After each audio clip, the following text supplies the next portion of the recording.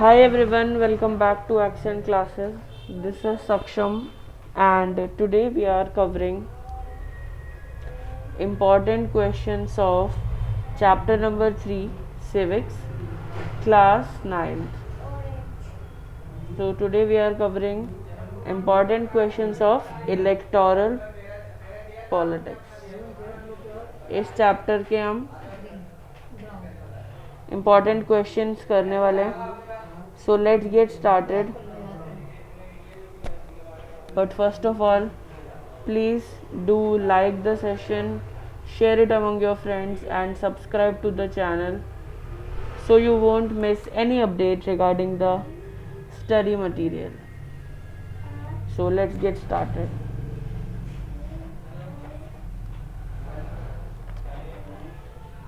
So in this chapter we are going to study about कि elections क्या होते हैं. हमने ये सब पढ़ा था, इलेक्शंस कैसे कंडक्ट करे जाते हैं, और हमने एक केस स्टडी भी पढ़ी थी.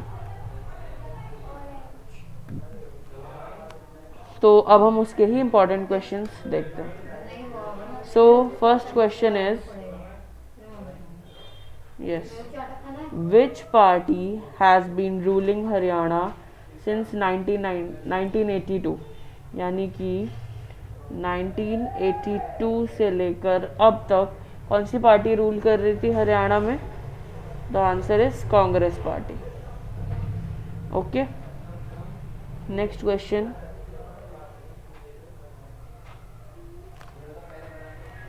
Who was Chaudhary Devilal. तो हमने केस स्टडी पढ़ी थी, जिसमें हमने देखा था कि चौधरी देवीलाल जो थे, चौधरी देवीलाल, वो एक पार्टी के मेंबर होते हैं और उस पार्टी का क्या नाम होता है? लोकदल. और ये ऑपोजिशन लीडर होते हैं. कौन से लीडर? ऑपोजिशन लीडर, यानी जो रूलिंग पार्टी नहीं होती. Then let's go to the next question. Question number 3. Which promises Devilal draw in election campaign attracted the people. यानी कि देवीलाल ने वो क्या इलेक्शन campaign किया जो कि लोगों को वो अट्रैक्ट हुआ. तो he promise to waive the loan of small farmers. यानी कि छोटे छोटे किसानों को वो लोन प्रोवाइड करेंगे और उनको और छोटे छोटे बिजनेसमैन्स को भी वो लोन देंगे ताकि वो अपना ट्रेड जो है वो ग्रो कर सके, बिजनेस ग्रो कर सके. Next question. Question number 4. What was the result of election in Haryana 1987. 1987 के रिजल्ट क्या था? कहाँ की बात हो रही है? Specifically we are talking about Haryana.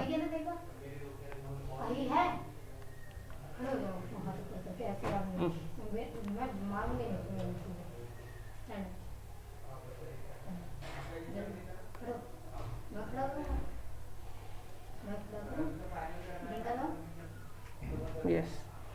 तो Lokdal and its partners won 76 out of 90. ये जो लोकदल था उसके पार्टनर्स 76 आउट ऑफ 90 वोट लाके मेजॉरिटी से जीत गए थे, और कांग्रेस जो थी वो सिर्फ 5 सीट ला पाई थी. ठीक है. Why did the chief minister resign. तो जो सीएम था उसको रिजाइन क्यों देना पड़ा? इस पार्टी लॉस द इलेक्शन. उनकी पार्टी इलेक्शन हार गई थी. Only the leader of the majority party can form a government. और जो मेजॉरिटी पार्टी का लीडर होता है वही गवर्नमेंट बना सकता है. Question number 6. Why do we have representative in most democracies. यानी कि हमें रिप्रेजेंटेटिव की क्यों ज़रूरत होती है एक डेमोक्रेसी में? सो डेमोक्रेसी का मतलब ही रिप्रेजेंटेटिव गवर्नमेंट होता है. तो in most of the democracies people rule through their representative because it's not possible for everyone to have time and knowledge for the decision making. यानी कि ये इम्पोर्टेंट है क्यों? क्योंकि हर किसी के पास ना तो टाइम हो सकता है और ना ही knowledge to have a say in decision making. Next question आता है व्हाट इज इलेक्शन। तो इलेक्शन क्या होते हैं? इलेक्शन मीन्स चुनाव। तो election is a formal procedure और it's a kind of mechanism by which people can choose their representative at regular intervals of 5 years in India and change if they wish to do so। जैसे कि हमने देखा UP और पंजाब और बहुत सारे other states के रिजल्ट आए हैं अभी रिसेंट में। Then how can we ensure that election are held in a democratic manner. तो हम कैसे इंश्योर कर सकते हैं? तो फर्स्ट पॉइंट है ये, मैंने थोड़ा नंबरिंग में गलती कर दी, और सेकंड पॉइंट है ये। So why should be able to access to choose, everyone should have one vote one value and equal value. यानी कि हर किसी के पास वोट देने का अधिकार होना चाहिए, सबके वोट की एक वैल्यू होनी चाहिए और सबके वोट की सेम वैल्यू होनी चाहिए। सो ऐसे we can ensure the first condition. Let's talk about election must be held regularly. Election जो है वो रेगुलर बेसिस पे होने चाहिए और वोटर्स को उनके पास भी कुछ राइट होने चाहिए ताकि वो अपनी, अगर उनको फंक्शनिंग अच्छी लग रही है they can form their own party as well. Next question number 9, election are all about political competition, give 2 reasons. कि ये स्टेटमेंट क्यों कही गई है कि जो इलेक्शंस होते हैं वो सिर्फ पॉलिटिकल कंपटीशन के लिए होते हैं। तो there is competition among political party. अब हमारे पास है A political party, B political party, C political party. हम इसको अच्छे से 10th क्लास में भी पढ़ेंगे, बट हेयर हमें समझना है कि ये तीनों के बीच में ये रेस लगी रहती है कि हम जीतेंगे हम जीतेंगे। तो सबसे पहले तो ये आ जाता है first point. Then second point, at a constituency level competition among several candidates. यानी कि कभी कभार पॉलिटिकल कंपटीशन होता है not in political parties but in political candidates. Okay, next, give 1 reason why it is good to have political competition. तो political competition good इसलिए है क्योंकि अगर ए पार्टी को अगर आना है तो उसको बी पार्टी से अच्छा करना होगा, तो इससे क्या होता है उनकी परफॉर्मेंस अच्छी हो जाती है। This is the what election does, it force the parties to do and serve the people.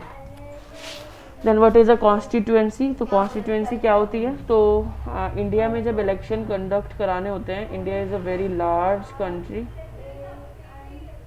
तो इसको हम कुछ छोटे छोटे पार्ट्स में डिवाइड कर देते हैं।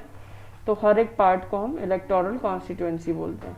In how many constitutions India is divided? तो 543 कॉन्स्टिट्यूएंसीज होती हैं।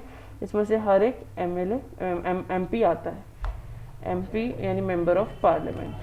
What are the members of legislative assembly called? तो उन्हें एमएलए बोलते हैं, एमएलए। नेक्स्ट क्वेश्चन, ये है थोड़ा लॉन्ग क्वेश्चन हमारा।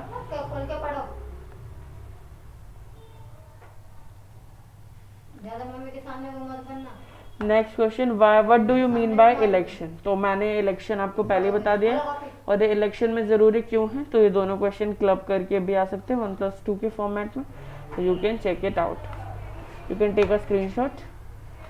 सो या next, enumerate the demerit of electoral competition. यानी कि कंपटीशन के भी कुछ डीमेरिट्स हैं कि फिर loyalty, it create disunity and factionalism in every locality. यानी कि फैक्शनलिज्म होने लगता है, डिसयूनिटी आने लगती है, पीपल के लोगों के बीच में डिवीजन हो जाता है। Then different political party and leader often against one another. यानी कि एलिगेशन हो जाती है और जिससे वायलेंस भी क्रिएट होता है। Let's talk about this.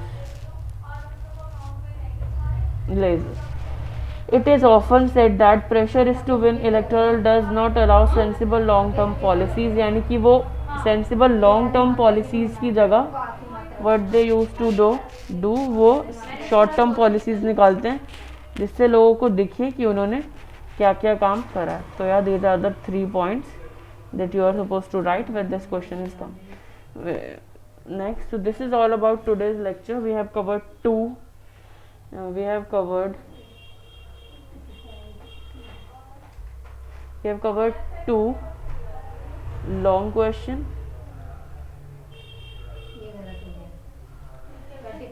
13 small or short question.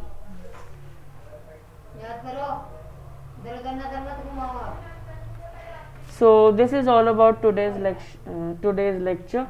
If you found this video a little bit helpful, please do like the session, share it among your friends, and subscribe to the channel.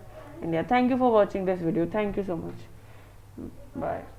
And one more information, we have an institute named as Accent Classes in Delhi, so try to visit it. We have a lot of course regarding computer sciences. Thank you so much. Thank you for watching this video.